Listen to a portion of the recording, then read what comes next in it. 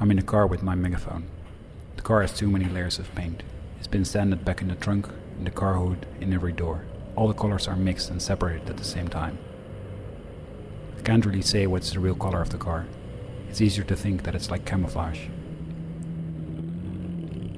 My Megaphone is connected to an amplifier which is half inside the hole where the glove compartment used to be. Long ago I was trying to hide the cables which are connected from the amplifier to the old speaker on top of the car, but now I don't really care how it looks. Anyway, the car doesn't really look like a car, it's my war tank, and the more devices attached to it the better. Indeed, it's not a racing car.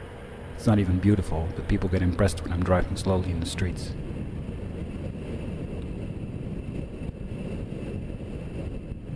I am driving now. It takes some time to move from corner to corner.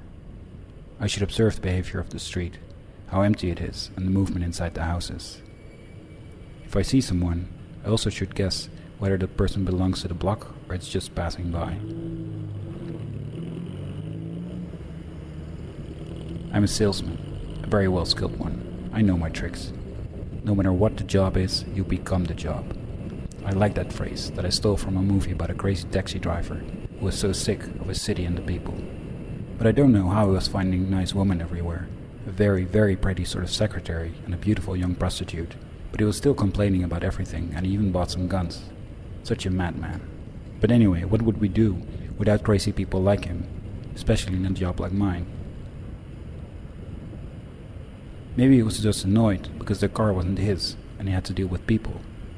At least this one is mine, ugly and weird, but it's mine, and I don't have people in it very often. My passengers are normally printed in smelly piles of paper, but they don't speak. I'm the one speaking about them.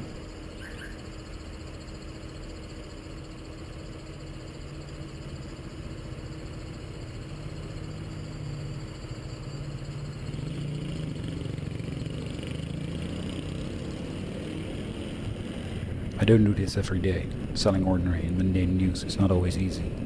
Ordinary people tend to do similar things. When I announce the news, I have to say without saying what the news is about.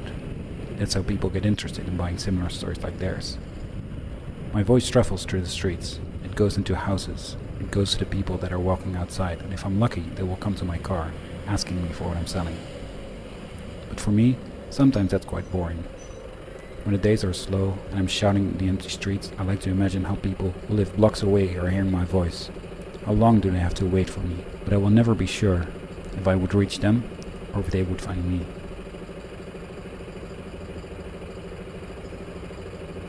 What do they think about my voice? How far does it travel? Do people care about the unfinished stories that I'm selling? If they don't buy my work, would they still continue with my stories or just forget about them?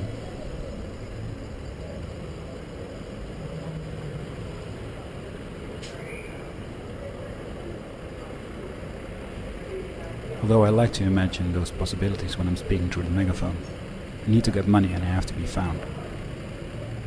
The stories definitely have to be read. Anyway, it's silly to think that people will continue the stories. How could I know such a thing?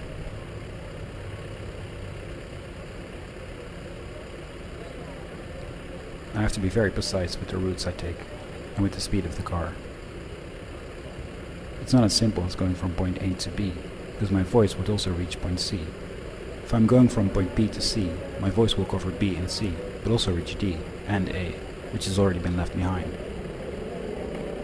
Some people from point A can still find me at either B or C. Same for some anxious people at D, and maybe even some from E. Although it sounds complicated, it's quite simple. You just need to think about how the sound travels.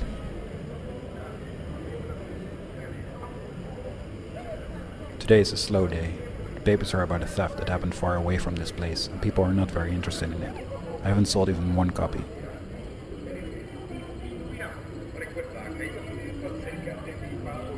I decided to park the car in this corner. There are some young people playing football in the street, and there are also children with them. It seems that they've been playing for a while. Some of them are wearing sportswear, not the ones for training, but copies of famous football team uniforms, perhaps their favorite ones. Some of the youngest are wearing school uniforms too.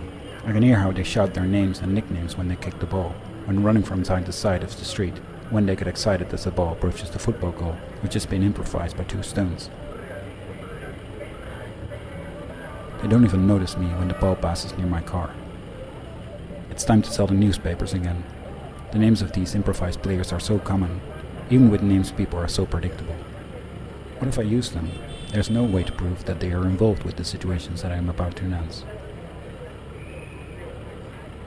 Now I start. I describe my unfinished stories from the newspapers, using the names that I just heard a few meters away. It feels that I'm driving very fast. I repeat again the sentence that I just said. The first nickname that I use doesn't work. Let's go for the second. I still feel that my car is moving quickly, but my foot is not even on the pedal. Now I'm using several names together. I have to improvise a newer version of the story with all these new people. Someone is coming from a house. I can see some faces through the windows. There's a vibration in the houses. I know that feeling that happens when my voice has gone deep inside them. 1 copy, 3 copies, 10 copies. I have to stop the car. I can't count how many copies I have sold anymore. The people are running back to their houses. They want to have some privacy to find out what their neighbors probably did. I suppose that they don't even care about the events. They just want to find those familiar names in the newspaper. I can still see the football players through the rearview mirror. They are not so far and still playing. They run towards the ball, which is approaching my car. Now I speed up.